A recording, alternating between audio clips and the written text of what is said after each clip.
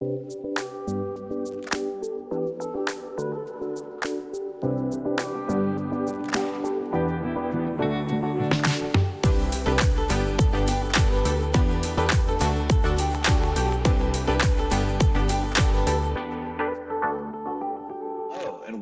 to the Brand Storytelling live streams for August 26, 2020. I'm Drew Parkhill. Thanks for being with us. These live streams air every Wednesday, and our mission is to deliver the most timely and relevant information for our community of brands and their storytelling partners. These shows are designed for you, so please let us know how we can best serve the community by suggesting future topics and guests that would help you now as well as into the future. You can drop me a line. I'm Drew at BrandStorytelling.tv. Excited to welcome this group today and our returning host, Ty Braswell. Ty, are you there? I am here. There he is. Welcome, welcome. Take it away, Ty. All right. I'm going to ask all the panelists to jump in, please. I'm very excited about today's panel. We are going to be talking about how a complex brand story in a world with little or no attention span gets conceptualized, gets everyone on board, and how it gets made. So let's go around the panel and have each of the panelists introduce themselves and who they work with and their title. Thanks, Ty. I'm Ben Hess over at Intuitive, Senior Executive Producer.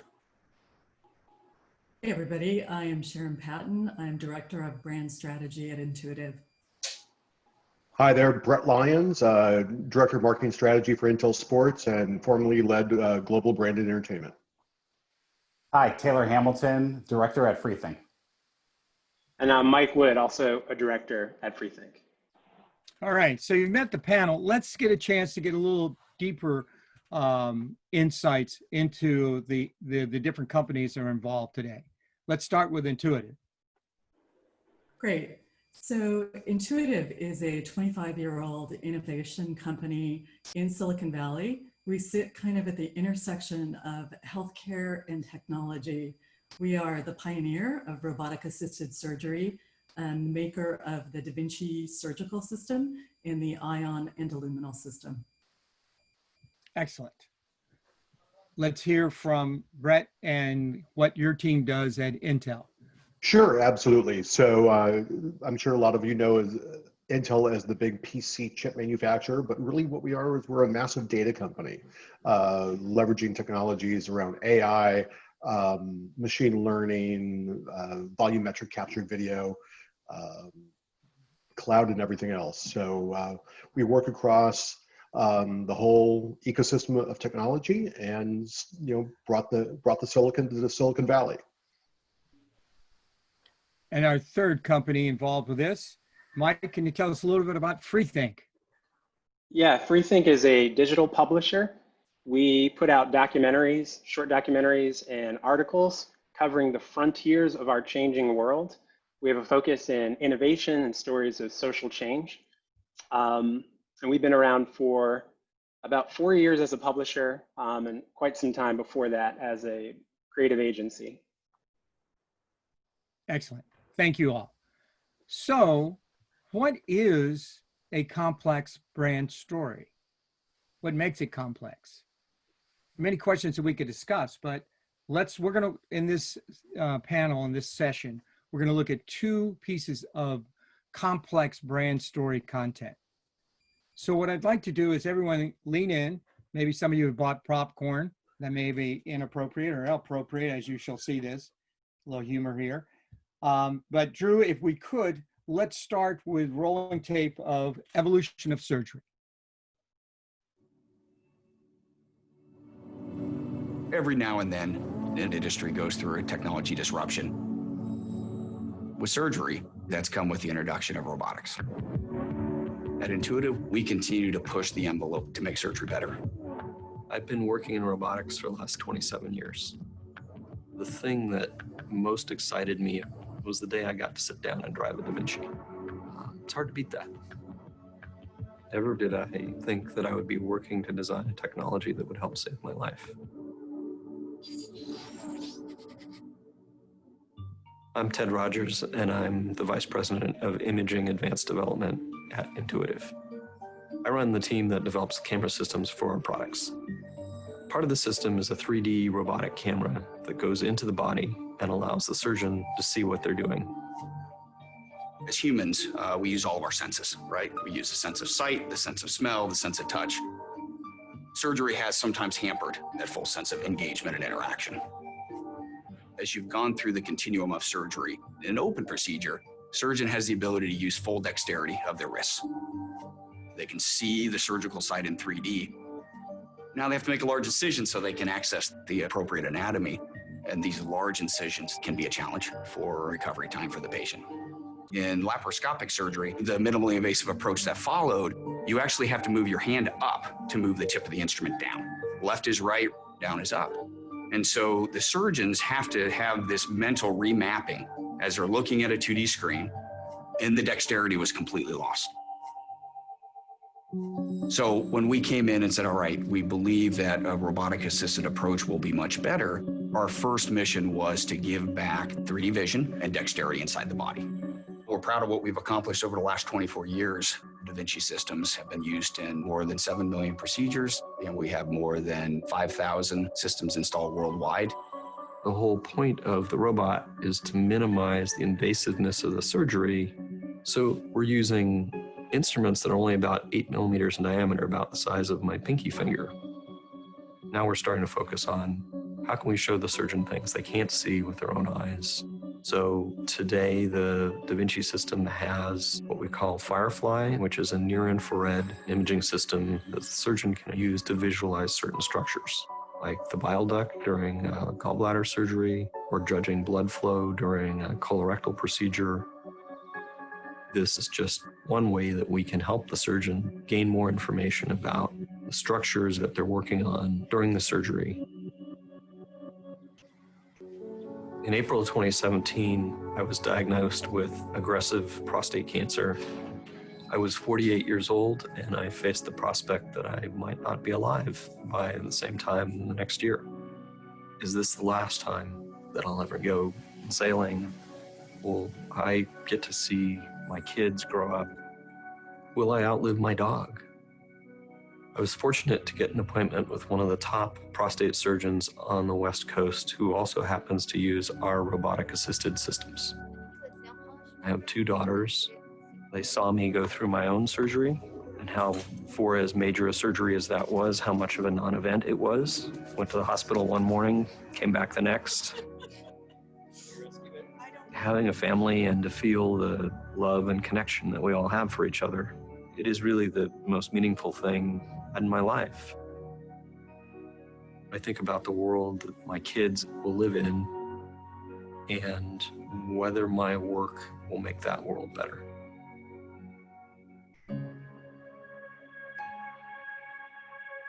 Unfortunately, during prostatectomy, there's still a possibility of having residual cancer left in the body.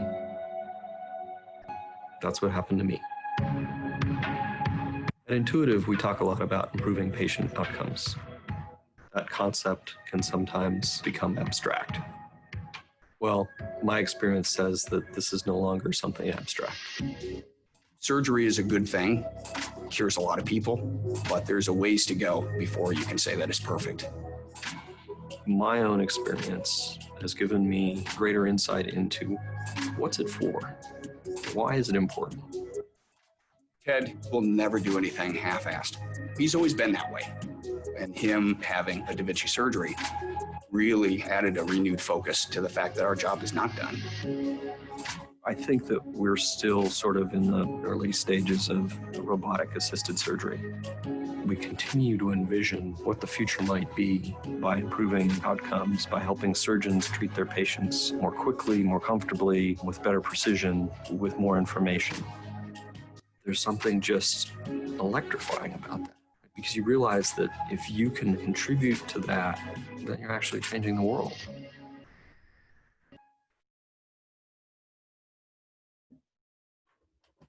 Excellent. And we're back. What a brilliant piece of content. I'd like to ask the Intuitive team, Sharon and Ben, what was the very beginning? As we start to deconstruct this, everyone's now seeing this great video, piece of content, brand storytelling. What was the genesis of the idea that got the ball rolling? And in our prep call, you talked a little bit about some of the unique challenges. My understanding is that was this the first time that you did a piece of complex brand storytelling? So either one of you jump in right here and give us what was the very early stages of how this started to evolve. Yeah, Ty, I'll jump in, and then Ben, feel free. Ted spoke at our national sales meeting in 2018. It was the first time that that story got told publicly, and it was such a powerful story. It was a real story, authentic. He spoke about, being an employee, being an innovator for the company, and then suddenly becoming a patient, and what that meant to how he thought about his own life, but also how he thought about the work that he did for Intuitive. So we've known that story was there, and likely a story that we wanted to tell more broadly. Once we started to talk with Freethink, we always knew that story was probably the first story that we would tell with Freethink. It just had everything that we knew we wanted to bring to life in terms of who we are as a company, why we exist, to put that human face on who we are. So it really began with Ted stepping up to tell that story internally to our full team.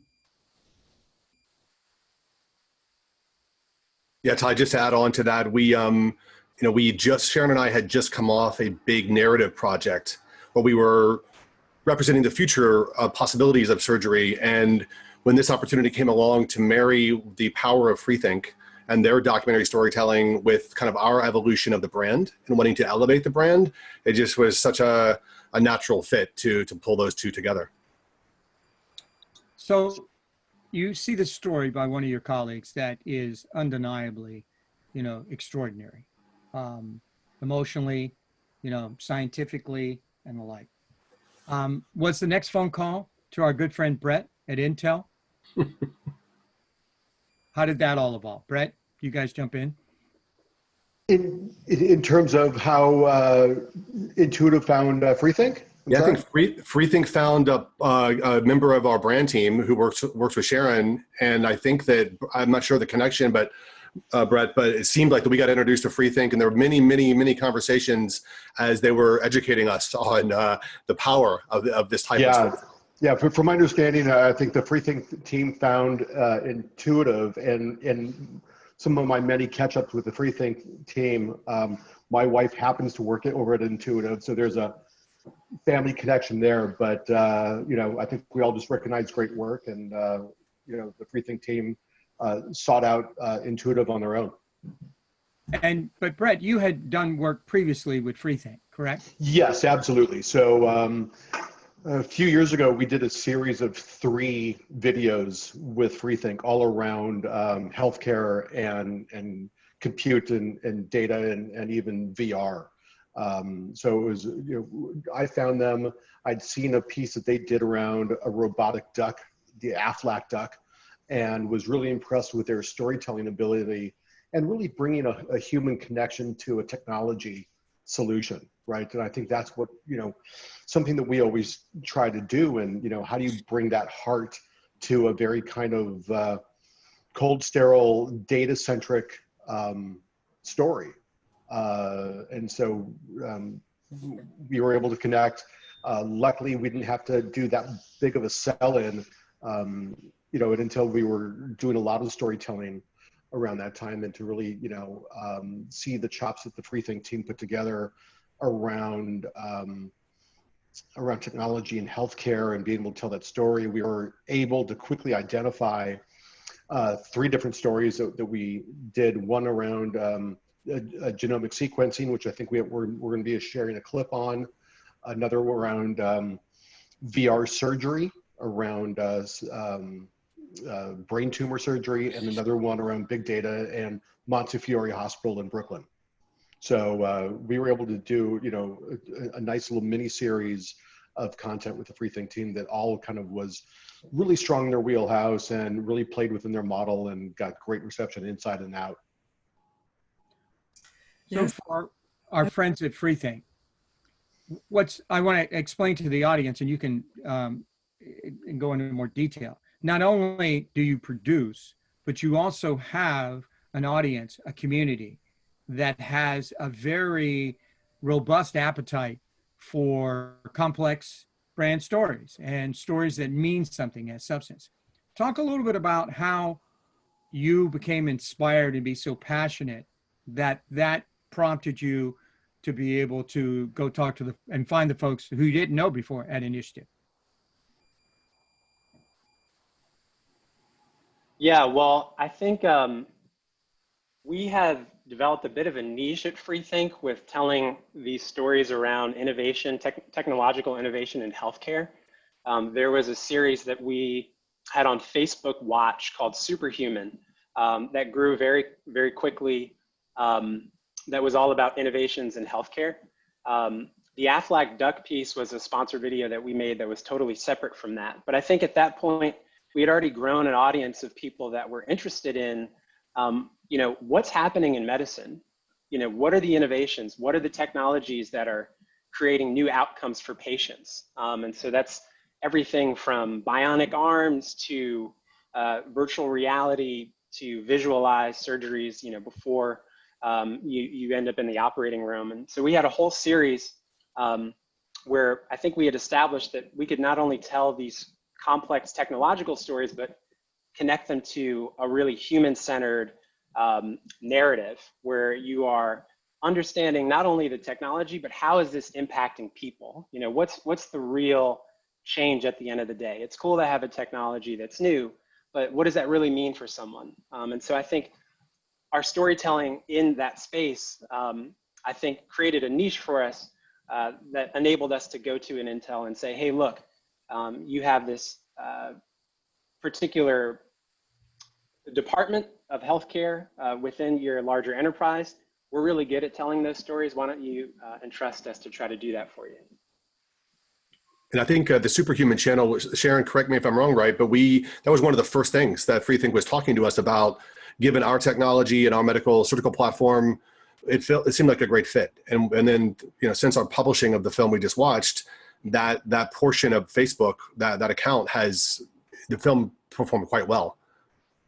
Yeah, Ben, that's exactly right. And actually that helped us sell in the idea with our leadership, being able to show them that Superhuman channel and what a great connection that was for us with the storytelling that we wanted to do. So yeah, you're exactly right. And I think, Brett, like at Intel, we have some of the same challenges. We have this incredible technology, life-changing technology, robotics company. In the early years of the company, most of our storytelling focused on how cool the robot was. And as you mature as a brand and as we mature as a company, right, the storytelling naturally moves toward your why, right? The technology in the service of what. And we have really, really powerful stories to tell as a company working in the healthcare world, but healthcare companies have unique challenges in terms of patient privacy, the clinical and regulatory hurdles that we have to jump. So it's been a journey for us as a company to be able to tell these more powerful human stories, but so important to our brand. And Freethink really brought some experience and capability for us to be able to start do this kind of storytelling. So it's been a great beginning for us on the storytelling front.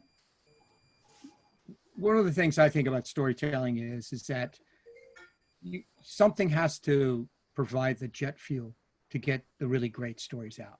And for me, my own personal experience in just watching what other peers of mine are doing in brand storytelling, there's this need to have the courage to be creative.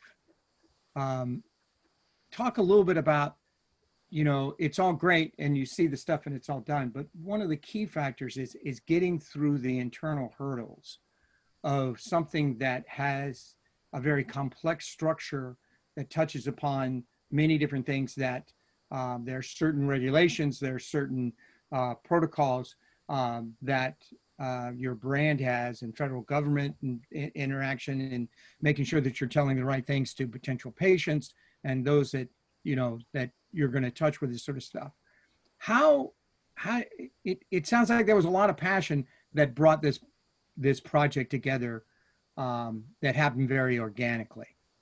But getting the courage to explain it to a pretty significant amount of folks internally at your company, what was the secret in the sauce of that? It's great to kind of brainstorm and wish to do a complex brand story, but you've got to get it through a certain level of bureaucracy in any sort of organization to find the funding for it, what subjects are going to be chosen, an employee that's involved in that. Talk a little bit about that, because that seems to be that finding the courage to be creative. How do you, when you talk about selling it in, dive a little bit deeper, because I think that that's an important part of taking a look at how this audience is watching this video that we're doing here in this panel and hoping to do a complex brand story, how they figure out the mechanics of actually getting it done.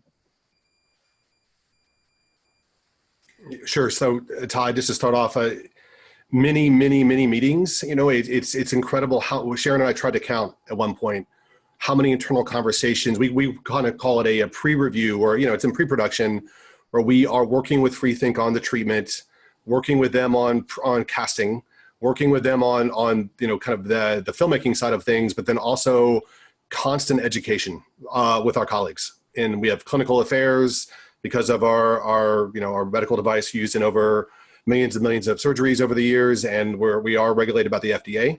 So we have a lot of different moving parts to get stories out, and a lot of initiative on our side. So it was great to partner with a team that was handling the traditional filmmaking pre-production logistics and let us navigate that bureaucracy the best we could. But Sharon, do you have any other insights we want to share with the attendees? Yeah, you know, I had thought about this, and it is not easy for us as a regulated company to do this kind of storytelling. Courage, we have the passion and courage to do it. It does take a lot of jumping of hurdles, but one of the things that I thought was so effective about this process was how we did all of the planning that we possibly could.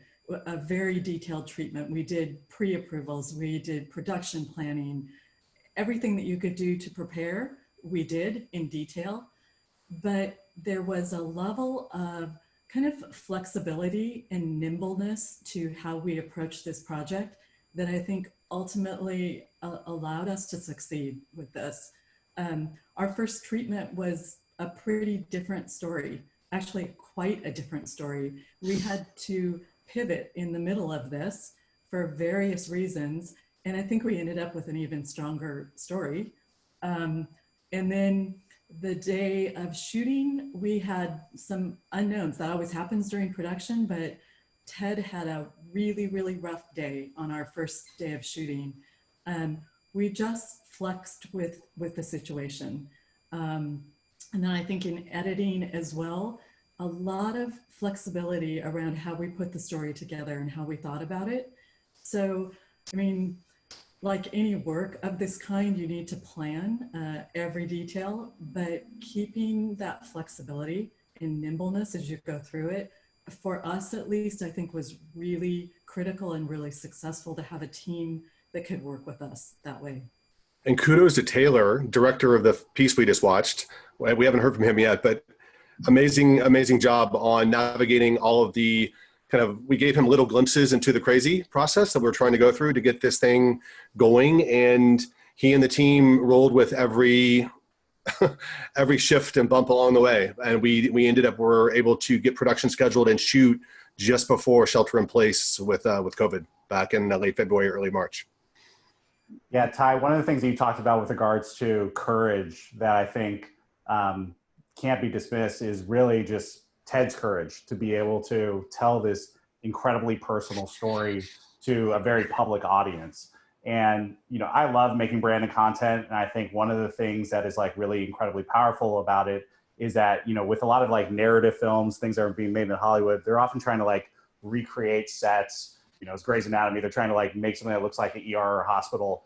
You know, with branded content, we're going into these places with the actual devices that are being used and being performed. And we're able to film all of those. And I think what it really struck me about working with TED was how meaningful this work was. You know, as Sharon kind of pointed out, on day one, TED Ed received some challenging news, and it really sunk in, you know, this is this man's story, right? And we're, you know, the client that's spending a lot of money and a lot of time in order to tell this story. And, you know, we feel an incredible responsibility to tell that very faithfully. And there's this moment in the film, kind of towards the end of the second act, where he's talking about his legacy. He's talking about what work means to him, where he's talking about what family means to him. You know, that's not, you know, branded content or commercials. You know, that's like this guy's story. That's the courage that I think is really amazing. And the reason why I think the organization around Intuitive was able to rally around this story in particular. Brett, you watched this as a very interesting partner. You knew the people at Freethink. You had great experience with them. I got introduced when at the Sundance conference to Freethink, and I didn't know anything about him, but you know, you clearly had a great experience. What was it like for you to watch all this come together with this very amazing partnership and such an important personal story? You know, I mean, you know, it just validates, you know, I mean, being able to hear the Intuitive story that through their work with Freethink, it just, it just reinforces the experience that we had, right? We didn't have to go through as many of those regulatory discussions. You know, we have a lot of different business units and divisions and who are always clamoring for some spotlight. So when we were able to go to healthcare and said, hey, we really want to tell some really, you know, personalized stories and the impact that our technology makes on the individuals' lives and their families, they're like, absolutely, you know, help us narrow down which ones we can do, right? And again, talking about the courage is luckily, from the clip that you're going to see, our subject, Bryce Olson, was already out in the public talking about his battle with prostate cancer. He was already kind of out on a fairly national, if not international, circuit telling his story about genomic sequencing. And we were even, you know, he even had a t-shirt designed that says "Sequence Me," that we then put into our stores and became the #1 selling item, you know, really because of the story that we were able to tell. And all those proceeds then went back, you know, to prostate cancer research. So, you know, being able to, you know, hear the experience that the Intuitive team had with Freethink, it just, honestly, it just reinforces the experience that I had with them.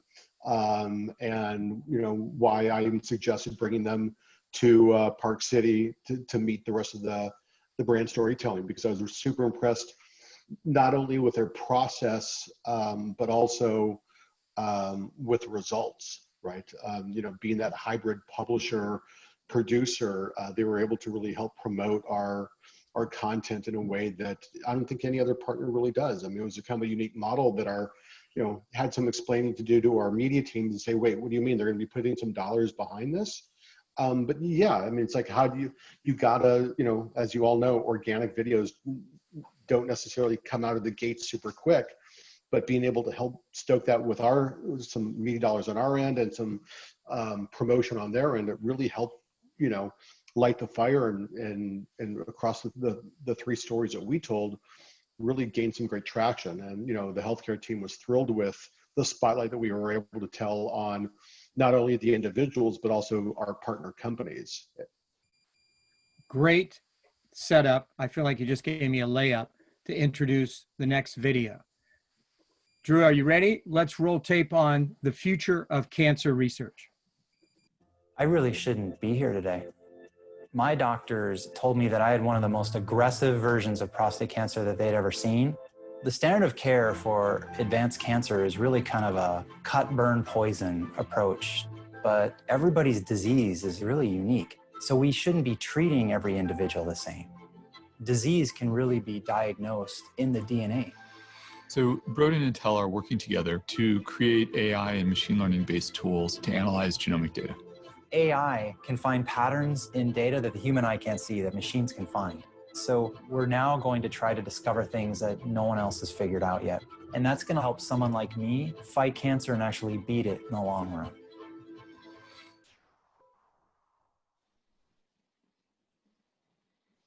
So sorry to interrupt.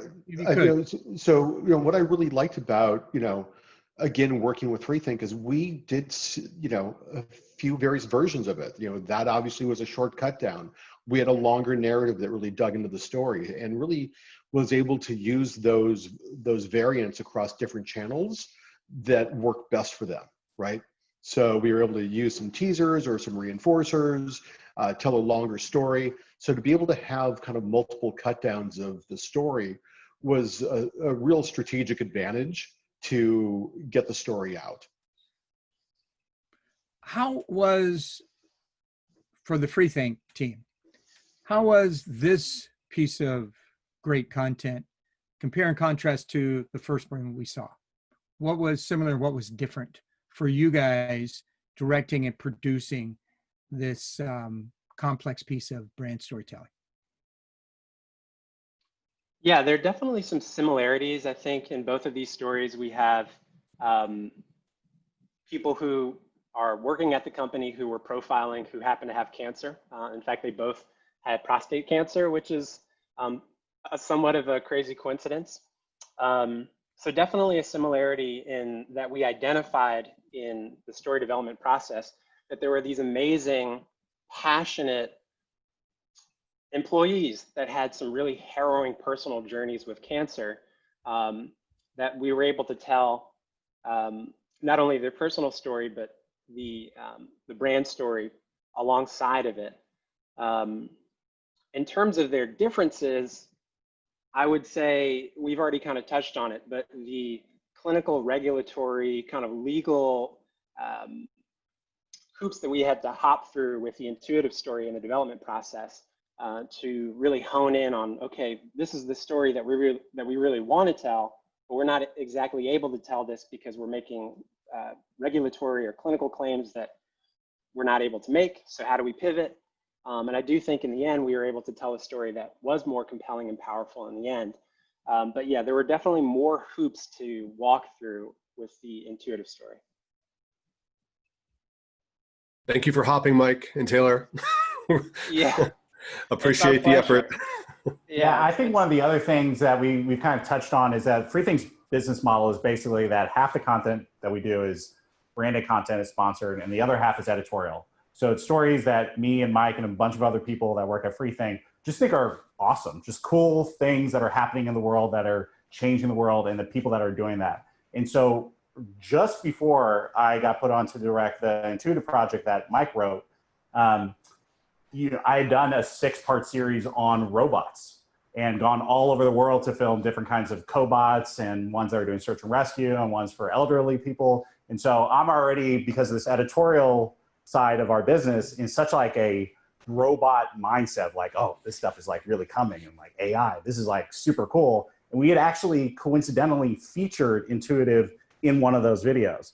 So by the time, this project comes up, it has a lot of, I felt like I was able to jump in really quickly because I had all this knowledge that I'd been kind of gaining for the previous 4 months and kind of felt like I knew it would look cool on camera as a result of that.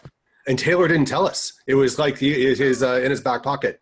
So we're on set the first time, and all of a sudden we realize he has a lot of Da Vinci surgical platform knowledge that we didn't tell him. Where did he learn this? So, this is what I do on a Friday night. I'm just like looking through complex manuals about intuitive robots.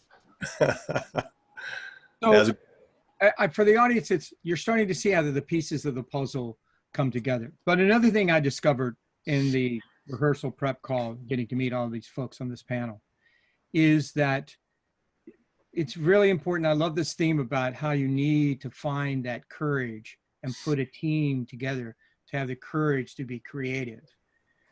But I have found that when I've talked to folks that do some very fine storytelling, all of them on this panel included, there seems to be someone in their lives that inspired them. And we talked a little bit about this in our prep call. So I feel like this is the moment here that we're seeing everything behind the scenes, but there is something that generates the passion to do storytelling. There's something that takes an extra amount of passion to do something that's complex as this. I'm going to throw the question to Taylor first, and then I'm going to pick the rest of the panel. But Taylor, give us a little bit of perspective of who in your life inspired you to evolve to this great storyteller you are. So I'm from Hollywood, California, born and raised, and my godmother was on the Wonder Years. Wonder Years was like classic show. She played the mom on the Wonder Years. And so as a kid, before I really even kind of like understood the concept of like the fact that people are actually making film and television, I would go to set all the time with her. And I thought that that was a magical experience, right? Like they're having a scene indoors on the set, but then they make it rain outdoors, or like they're shooting part of the scene inside the set, but then we travel to a location where they're shooting it outside of that. And it just really made me love the magic of it, and seeing the magic of this wonderful world where different kinds of people are coming together in order to make something really cool. And then you see it on set, on television later. That's what really inspired me. And, you know, I feel like there's this relationship between narrative and documentary, where with narrative stuff that I work on, I'm always trying to make it feel real, make it feel like a documentary. And with documentary stuff, I always want it to feel real. So, my godmother. Very nice. Mike, tell us who inspired you to be a storyteller. Yeah, well, I think, you know, I've been a storyteller as long as I can remember, and I've always kind of gravitated to the visual medium of telling stories. But there was definitely a moment that sparked within me something that I didn't even recognize within myself. And so I'm also very fortunate to have a family member, an uncle, who is a jazz musician and film composer. And I happened to spend a time with him during one summer during college, and was just following him as he was composing the score to a Spike Lee film, a documentary called When the Levees Broke, about Hurricane Katrina. At the time, I was kind of an amateur filmmaker in college. I studied engineering, although, you know, I would always gravitate to the video presentations. You know, anytime we had to put some presentation together, I found myself as the guy putting together the video, and really loved that more than I really appreciated anything else. But it never dawned on me, oh, I can be a storyteller, I can be a filmmaker. Anyways, this week, spending with my uncle, I was asking him all these questions. I was fascinated by the process, just seeing everything come together, seeing how they were watching the film and figuring out how to put the compositions together. And I had a conversation with my uncle a few weeks after that, in which he was like, Mike, I know you're doing this whole filmmaking thing, and you know, you're probably really passionate about it. I know that's the trajectory you're heading down. But I got to tell you, man, you're creative. You are a creative. You absolutely are creative. I see within you the things that I saw within myself and knew about myself when I was your age. And let me tell you, you can kind of pursue this engineering thing and look up when you're 40 or 50 and regret that you didn't kind of recognize that within yourself and do something about it.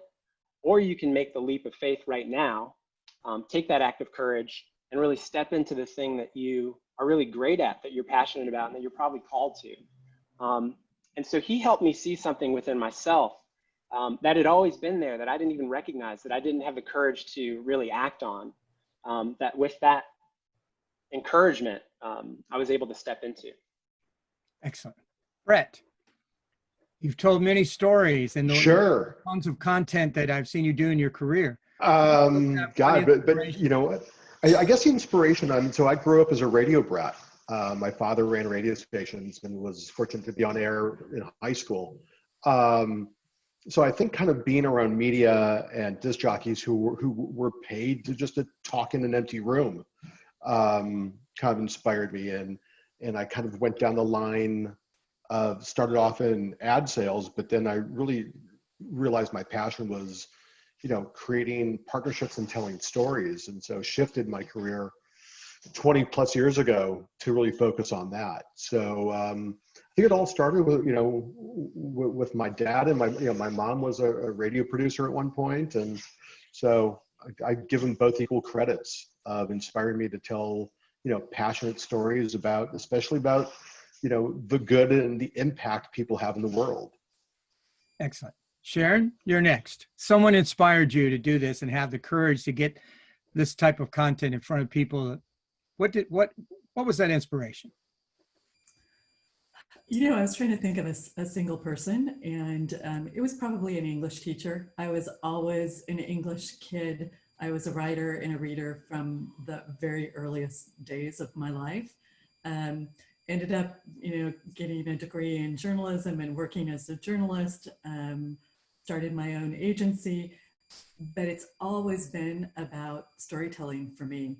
And I think what's interesting right now in the world is storytelling is just innately human. We all have an appetite and a desire for stories, but there seems to be a hunger right now, or a need, maybe because of what's going on in the world, for really authentic, true storytelling, which for people like us, it's nice to see, it's motivating, it's inspiring.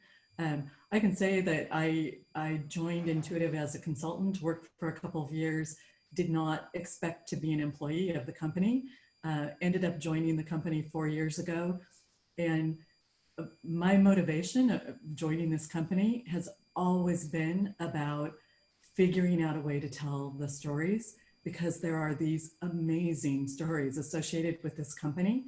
And you could look at this company and you could see the innovation, you could be wowed by the innovation, but you know that there's more beyond that innovation.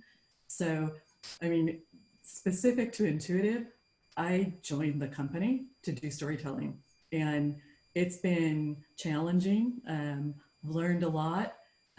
Ben has been just an incredible partner, unbelievable partner from the visual and narrative side.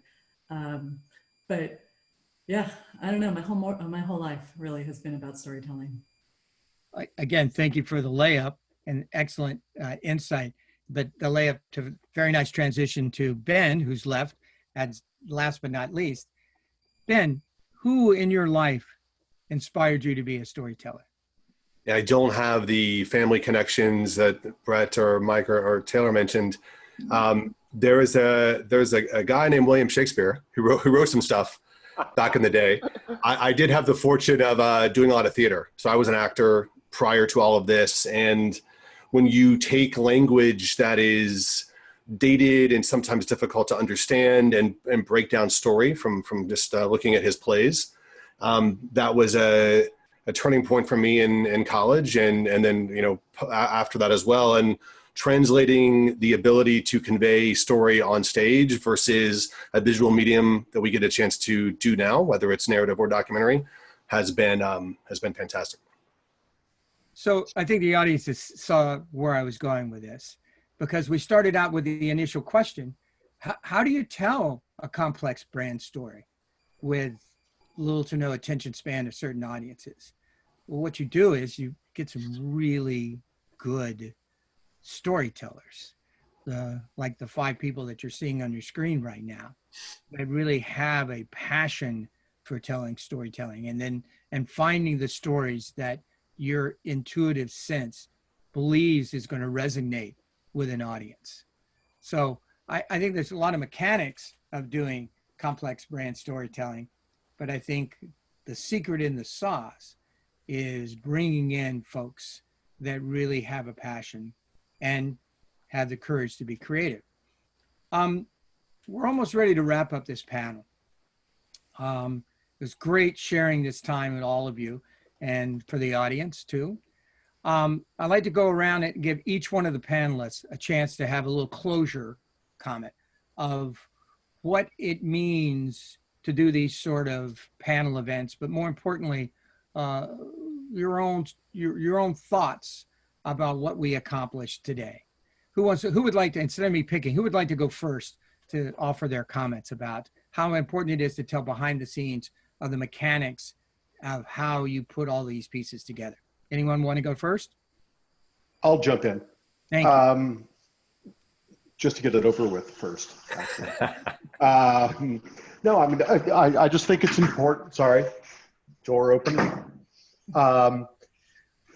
So it's important to kind of, you know, find the passion and tell the story that that really matters and that makes an impact, and to find the partners who share that vision, right? Because there's enough hard selling that you have to do within your own organization. You need to have the partners who have the creative chops to pull that all together and share that vision. Who's next? Thank you. Yeah, Ty, I can follow on that.